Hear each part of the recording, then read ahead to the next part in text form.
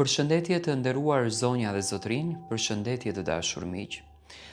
Historia dhe kjo video që po ndaj sot me ju është pak e pazakontë. Një intervistë që po çmend botën ka ndodhur në Shtetet e Bashkuara të Amerikës, ku një shtrigë ruse, një magjistare ruse, është vajza në fjalë që ju e shihni, e njohur si Zhana Kashmir, ka treguar për magjit që ajo bën tek njerëzit. Do të thënë njerëz të cilët paguajnë që kjo t'u bën magji të zeza, magji vdekjeprurse apo santa të njohura për magjistarët. Ajo ka folur për të gjithë besimet fetare, ka treguar se ku më shumë kapin magjit e saj, ku e ka më të vështirë për të bërë magji dhe cilat janë magjit më të këqija. Magjit me fotografi, magjit reale, magjit me hajmali, më thënë gjithë shka ka treguar në këtë rrugtim. Unë tani do të ndaj fjalet e saj një për një, do të komentojmë këtë që ka fol kjo, dhe do me thënë, mos e besoni, po ja që realisht është e vërtet. Pse magjia dështon ndaj muslimanëve? Me thënë pikërisht, tek besimi musliman ka ndaluar kjo vajzë. Jetojmë në shekullin e teknologjisë, ku çdo gjë shpjegohet me shkencë. Por në sipërfaqen e botës tonë moderne, ekziston një luftë e vjetër sa është i vjetër njerëzimi. Një botë e hijeve ku praktikat e magjisë dhe sanatu, arti i zi i vrasjes përmes forcave të padukshme, lulëzojnë në fshehtësi. Shumë e konsiderojnë magjinë thjesht si një mit. Por çfarë ndodh kur një person që e ushtron këtë art pranon publikisht dështimin e saj? Me thënë, Zhana ka pranuar publikisht dështimin e saj të magjisë, deri ku mund të bëjë ajo magji. Kohën e fundit, një video virale ka tronditur rrjetet sociale.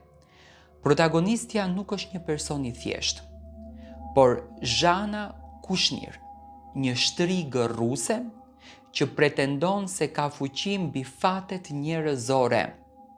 Do me thënë, është edhe dëshmuar, ajo ka shkuar me video, ka shkuar me fotografi për të gjitha magjit që ajo ka bërë tek njerëzit.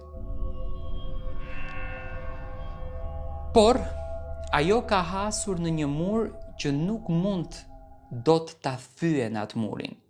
Dhe pikërisht kjo është dëshmia që në fakt ka tronditur të gjithë rrjetin. Zhana Kashmir ka bërë një deklaratë që askush nuk e priste këtë deklaratë. Do me thënë, Zhana është ortodokse në besimin e saj. Në një intervistë që ka lënë vështirësinë e paimagjinueshme dhe në një intervistë që ka lënë pa fjalë mijëra njerëz, ajo rrëfeu për të goditur një grup specifik njerëzish, muslimanët e devotshëm. Do me thënë, Zana në këtë rrëfim ka goditur muslimanët e devotshëm. Shtriga ka thënë që është e pamundur.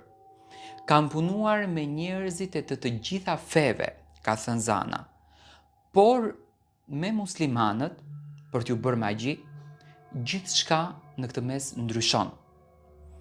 Ata janë brenda një kupole që nuk e shpoj dot, thot Zana. Dhe më thënë, Zana Kashmir shpjegon se sa herë që tenton të drejtoj energjitë e saj negative drejt një personi që fal 5 kohët e namazit, ajo ndjen një pengesë fizike dhe shpirtërore, një forcë misterioze që ajo nuk e kontrollon dot, por e bën magjinë e saj të kthehet mbrapsht si një shigjet që godet një mur çeliku. Do me thënë, e ka shumë të vështirë që magjia e saj të depërton tek një njeri që fal 5 vakët namaz. Më epike dhe më e tmerrshme në këtë mes është se vetë goja e Zhanës e pranon këtë realitet. Tani, pse ndodh kjo gjëja? Zhana I jep një përgjigje që përputhet çuditërisht me mësimet islamike. Ajo përmend lidhjen e vazhdueshme. Ajo përmend disiplinën e adhurimit. Namazi nuk është thjesht një rit, është një rifreskim I sistemit mbrojtës. Duke u falur 5 herë në ditë, besimtari nuk I lë kohë hijeve të zënë vend. Tani së dyti, Krushnir u shpreh krijuesi I tyre është shumë mbrojtës.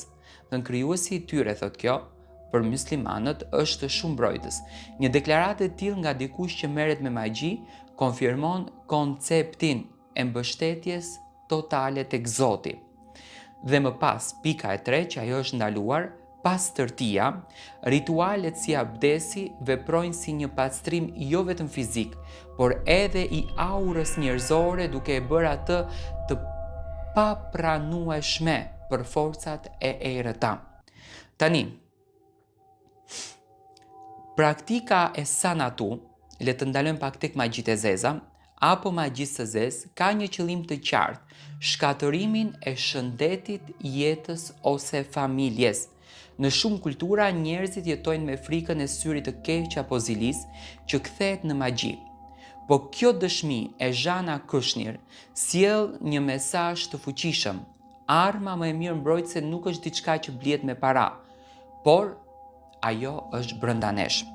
Ajo pohon se metodat e saj dështojnë sepse shfaqet një fuqi misterioze. Ajo është pikërisht kjo fuqia, mbrojtja e ëngjëve që përmendet në librat e shenjtë, apo forca e pastër e besimit që krijon një fushë energjetike të cilën asnjë magji nuk mund që ta thyej. Do me thënë, vetë shtriga e cila bën magjit sanatu, do me thënë janë magjit e zeza, që shkatërrojnë jetën, që shkatërrojnë familjen, që prishin pasurit, që prishin jetën e njeriut, do me thënë që e çmendin njeriut, tek besimtarët musliman, të cilët janë të devotshëm, të cilët falin 5 vakët namaz, shtriga, magjistarja e ka shumë të vështirë që të depërtoj, sepse tek ta besimtar dhe tek besimi islam ekziston një fuqi e madhe e ëngjëve që këtë magjin e kthejnë si shigjet tek shtriga. Do të thënë, kjo është një histori e vërtet që vetë shtriga e ka thënë në një media në Amerikë. Intervista ekziston, e keni në YouTube, po ta dëgjoni, do të thënë është e tmerrshme. Kjo intervistë është realizuar para 10 muajsh dhe Zhana ka treguar të gjithë rritet e saj se si ajo bën magji, se si ajo u shkatëron jetën njerëzve dhe çfarë ajo, do të thënë, fiton nga kjo magji, që ne që ta kuptojmë që duhet të jemi më të kujdesshëm nga gjithçka që na rrethon në këtë jetë, sepse nuk I di se çfarë fshihet pasaj.